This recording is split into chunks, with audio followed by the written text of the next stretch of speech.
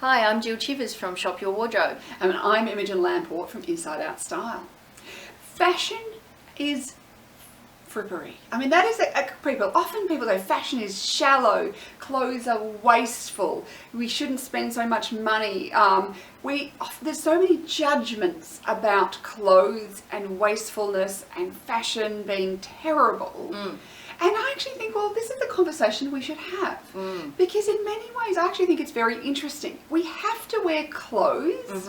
We don't live in a nudist society. Yes, it's the one common factor. There is so much diversity and variation in the human race, but there is, apart from nudist colonies, every person on the planet wears clothing. It's the only common denominator amongst all of us. So we all may wear different clothes, but we wear clothing. And there is that point where you could just have one thing and you're not naked. Right. Or maybe two things, so you a can grass wash, skirt, for while example. you can wash the other thing. Like maybe I only need two outfits because one can be in the washer and I can be wearing the other one. But then I think there's an awful amount of identity that comes into fashion. And when people talk about, like, there's these comments people make about how I shouldn't spend money, and they'll beat themselves up about it, and how much things cost and all those sorts of things. And I think, I sometimes buy broccoli or some other vegetable, and what happens, it goes slimy in the bottom of the fridge before I've got to use it all, and I throw it out. Yes. And you don't feel bad about it. I don't have a guilt trip. I might go, I should have eaten that, but I don't have the same guilt trip as if I am disposing of a piece of clothing. Or I actually don't have a guilt trip over it, but many women do have a guilt trip. And yet we have to eat, we have to wear clothes. Yes. And there's a lot of food. You think about it, you can go out and eat in a restaurant, which is it's a lovely experience. It's a short experience. Yeah. And you can spend $50 or £50 or 50 pesos or 50 kip, whatever is and it will be gone.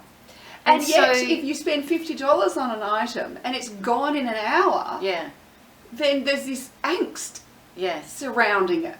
And so what you're linking here, which I think is really interesting, is we don't think about those other areas of our lives in the same way we think about clothes. We can get quite conscientious about clothing and even a little judgmental about spending money on clothes and how wasteful it can be.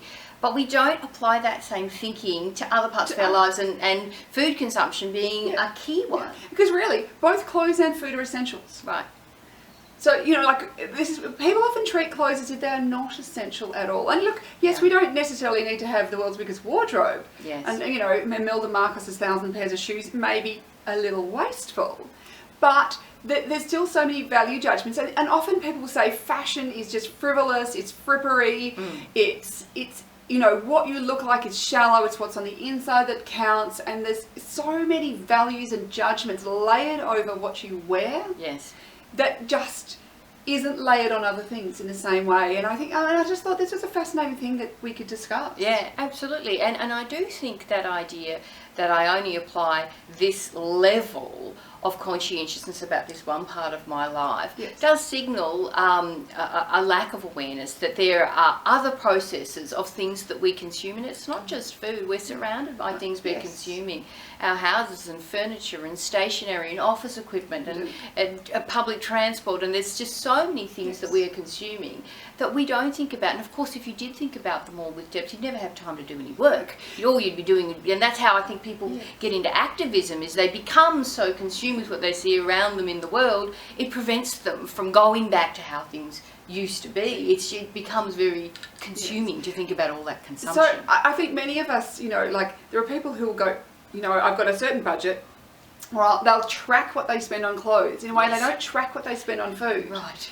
And then they'll look at it and they'll go, oh, I'm so wasteful, I've spent so much money, and they just beat themselves up. Yes.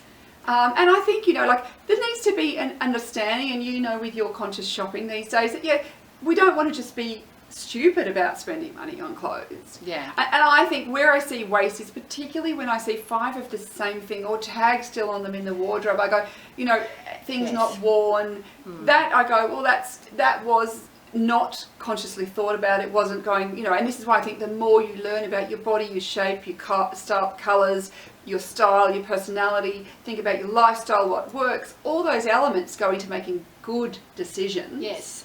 Yeah, and that's an investment. It's an investment in yourself. That's an investment in how you feel about the world and your ethics and all of those kinds of things, so that those choices then become conscious ones and different ones. And not something you're going to beat yourself up about. Yeah, and I mean, the whole beating yourself up thing, I mean, so many of us have done that and continue to do that, and it really is wasted effort. I mean, yes, there are times, I think, where you want to look at something and say, I'm not happy with how I've been doing that, and from this day forward things are going to change. I'm moving away from that. It may not be a wholesale immediate change, or it might be, but you know, those road to Damascus moments are important. This constant beating yourself up, particularly if it's paired with engaging in exactly the same behaviour, there's a little bit of madness to that. There is. Yeah, I'm reserving the right to be outraged at myself, but I'm not going to change. Or then I'll like beat myself up.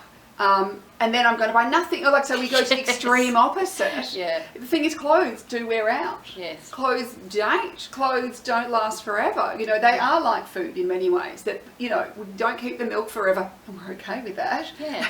And we don't have to keep the clothes forever. Yeah. So, and I think that there's understanding a process. And for me, I think the more you understand, Yes. like it really is. It's, you know, like when people say, if you're worried about wasting money on clothes, the thing I would say to you is spend the money on the knowledge. Yeah. Spend the money on knowing, you know, because people often say, I can't afford to do that. And I go, this is going to save you tens of thousands. You can't afford not to, actually. Yeah. I go, you know, really, you'll save tens of thousands. Like the actual cost is minimal compared to the long-term gain. Yeah.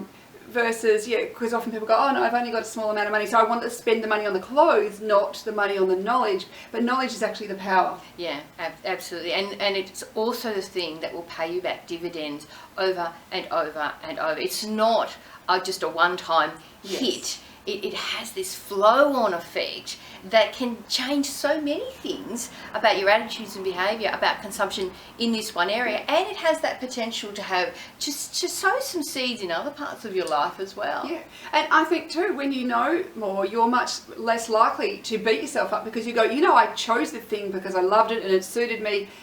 And so therefore it's not a wasteful, versus when you don't know, you're more likely to say, oh, you know, make mistakes, or just go, I don't know why I chose it, and so I'll just have a bad relationship with money, clothes, spending, fashion, you know, and not understanding, like, yes, the fashion industry, there is a let's turn things over and let's change and let's move quickly, but style is not fashion. Fashion is the tool, clothes are the tool, and style is the result. And that is such an important point, because those of you who know me and have read a little bit of my stuff know I have a fairly antagonistic relationship toward, attitude toward and relationship with fashion. Style is something else. Yes. I'm a huge advocate of style. Of course, there are people for whom style is a huge part of their identity. I mean, at the one end of the scale, you think of the Iris Apfels of the world. You take style away from her, and I think that she would shrivel up to something, you know, the size of an apple core. It's a part of her identity, and of course, that's one end of the spectrum. But style to me is life affirming. Fashion, well, you know, there's various attitudes towards fashion, but they are not the same thing. And I think because when you get style that is the outward expression of your inward person, absolutely, that's what gives you confidence. That's what makes you feel good. We have to put on clothes every day. Yes. So when we're making that choice, you know, let's choose the things that actually affirm us and make us feel good.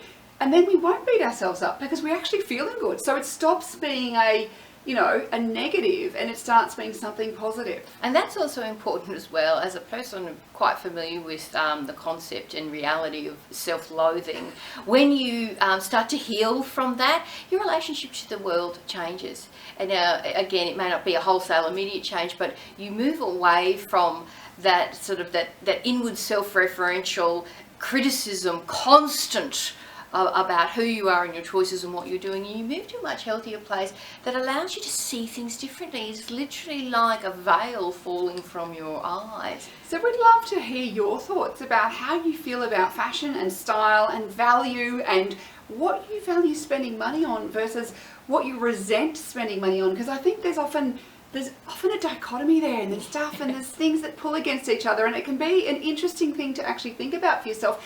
And often it's, where did you get those attitudes from? Yeah. Because often those attitudes come from people around you growing up. I mean, I know I heard messages growing up that I wasn't worth spending any money on. Right. And so therefore, for a long time, I couldn't buy anything that wasn't on sale. Yes. Because I had this whole that I am not worthy. Yes. And so, but it's then when I went back and sat down and thought about this stuff, I realised, was that an attitude that was relevant? Was it a belief I should have? Was it something I want to move forward in my life with, or is it something that I can discard? Yeah. And I think so often actually finding out, like thinking about where those messages that you've had come from in your life can really help you figure out what's important to you, what's still valid, what's not. Do I want to let it go? Yeah. Or do I want to develop a new attitude?